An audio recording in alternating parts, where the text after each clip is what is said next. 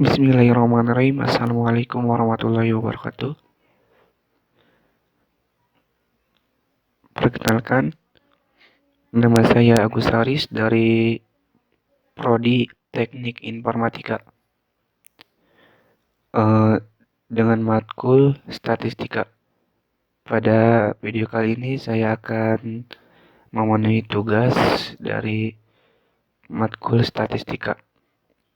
Baik, untuk tugas yang pertama yaitu soalnya berikan contoh lain yang ditemui di lingkungan sehari-hari mengenai jenis data dalam kriteria penggolongan statistika. Untuk jawabannya, jadi berdasarkan jenis data dikelompokkan menjadi dua macam, yaitu data kualitatif dan data kuantitatif. Data kualitatif merupakan data yang menunjukkan mutu atau kualitas sesuatu yang ada,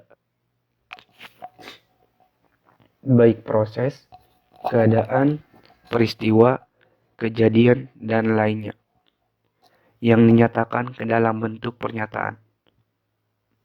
Yang dinyatakan ke dalam bentuk pertanyaan, atau berupa kata-kata. Penentuan kualitas data tersebut menurut kemampuan memberikan nilai tentang bagaimana mutu dari sesuatu itu. Misalnya, wanita itu cantik, pria itu keren, baik, ganteng, senang, harga minyak naik, rumah itu kecil, dan lain sebagainya. Data ini umumnya diperoleh dari hasil wawancara dan bersifat subjektif, karena data tersebut biasa ditafsirkan beda oleh orang yang berbeda. Data kualitatif bisa diubah atau diangkakan, atau kuantifikasi dalam bentuk original ataupun ranking.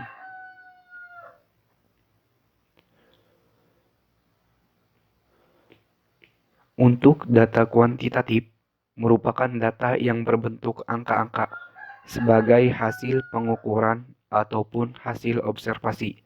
Misalnya, harga gula Rp12.000 per kilogram. Dedi berat badannya 58 kilogram dan lain sebagainya. Data kuantitatif didapatkan dari pengukuran langsung dan dari angka-angka yang diperoleh dengan mengubah data kualitatif menjadi data kuantitatif. Data kuantitatif mempunyai sifat objektif dan dapat ditafsirkan sama oleh semua orang. Untuk tugas nomor 2, soalnya yaitu berikan perbedaan data mengenai penyusunan angka yang kita temui pada lingkungan kita. Untuk jawabannya, di sini saya berikan contoh, misalnya pada percobaan biologi. Kamu disuruh mengamati pertumbuhan tanaman kacang hijau setiap beberapa hari sekali. Kamu akan mencatat panjang batang tanaman untuk diamati pertumbuhannya. Dari hasil pengamatan itu, diperoleh catatan angka-angka. Panjang batang tanaman kacang hijau. Nah, angka-angka itulah yang kita sebut sebagai data. Di sini saya berikan contoh tabel pertumbuhan tanaman kacang hijau.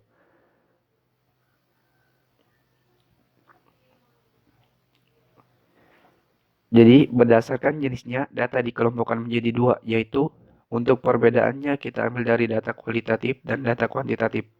Untuk data kualitatif merupakan data yang menunjukkan sifat atau keadaan suatu objek dan tidak bisa diukur secara numerik. Contohnya, data kualitas beras bulan Februari 2020 yang kurang baik. Nah, data itu menunjukkan keadaan beras yang kurang baik, tapi kita nggak bisa mengukur keadaan kurang baik itu dengan angka. Sedangkan data kuantitatif merupakan data yang menunjukkan ukuran suatu objek, disajikan dalam bentuk angka dan nilainya dapat berubah-ubah. Contohnya, data pertumbuhan panjang tanaman kacang hijau pada tabel di atas. Yang ini. Nah, dari data itu kita bisa mengetahui perubahan panjang batang kacang hijau dari angka yang diperoleh. Baik, untuk soal nomor 3, Itu berikan contoh dari yang kita temui mengenai data berdasarkan sumbernya. Untuk jawabannya, di sini kita ketahui terlebih dahulu apa sih itu data. Jadi, data adalah kumpulan informasi yang diperoleh dari suatu pengamatan. Informasi ini bisa berupa angka, lambang, atau keadaan objek yang sedang diamati. Baik, untuk contohnya, di sini ada penyajian data dalam bentuk tabel. Jadi, tabel merupakan susunan data dalam bentuk baris dan kolom. Penyajian data dalam bentuk tabel berarti mengumpulkan data-data ke dalam kelompok yang sama pada suatu baris atau kolom, sehingga setiap kolom memiliki frekuensi atau jumlah. Nah, ini untuk contohnya yaitu tabel frekuensi rasa es krim yang disukai siswa. Untuk rasa es krim yang disukai coklat dengan jumlah 9 turus dan frekuensi 9. Untuk vanila yaitu 5 turus dan frekuensi 5. Untuk stroberi ada 6 turus dan frekuensinya 6. Nah, pada gambar di atas, data dibedakan menjadi 3 kelompok, yaitu siswa menyukai es krim coklat, vanila, dan stroberi. Masing-masing kelompok memiliki frekuensi yang berbeda. Kalau kamu perhatikan, tabel di atas juga lebih memudahkan kita dalam menerima informasi dibandingkan dengan gambar sebelumnya.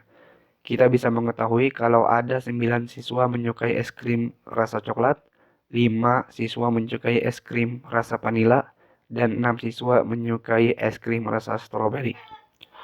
Untuk materi yang ketiga ini saya ambil dari sumbernya yaitu https://www.ruangguru.com, blog, statistika, dan diagram penyajian data. Baik, mungkin itu saja yang saya sampaikan dalam video ini. Kurang lebihnya saya mohon maaf. Wassalamualaikum warahmatullahi wabarakatuh.